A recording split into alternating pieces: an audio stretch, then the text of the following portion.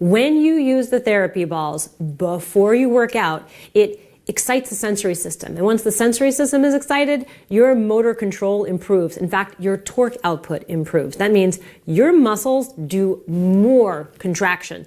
That means you're using more of your tissues optimally.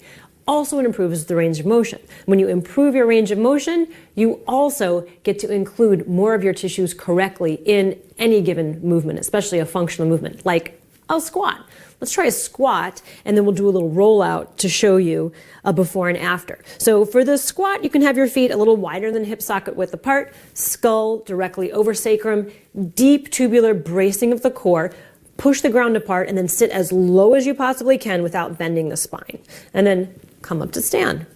Then this whole sequence can be done either on a bench or a stool, or you can do this on the floor. We're going to target 3 different fascial hotspots. One is directly above the greater trochanter, and it's where the gluteus medius and minimus like to live, in this little cove of connective tissue.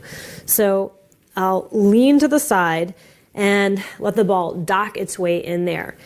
Contract, relax. You can activate the glutes and relax. You can do that either by trying to squeeze everything right where the ball is, or you can try to move the knee away from you, trying to drive it down to the ground and release. Or you can just spend some time in that little oyster bed of those soft tissues and just creating a little gumminess in that area. 2 minutes there. Second position is the sacrotuberous ligament. So to find that, you go between your ischial tuberosity and your coccyx.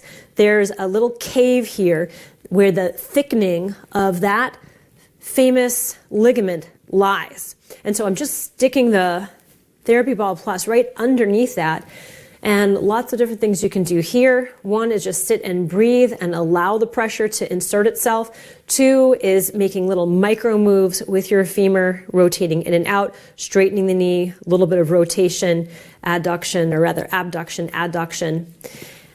Third position is the high inner thigh. So for the high inner thigh, you want to find the highest point in your femur on the very inside of it. It's called the lesser trochanter. So we were out here at the greater trochanter, now we're here at the lesser trochanter. I love doing this one on a chair. I love doing it on a floor with a yoga block as well. And what you're looking for is the insertion of the psoas major.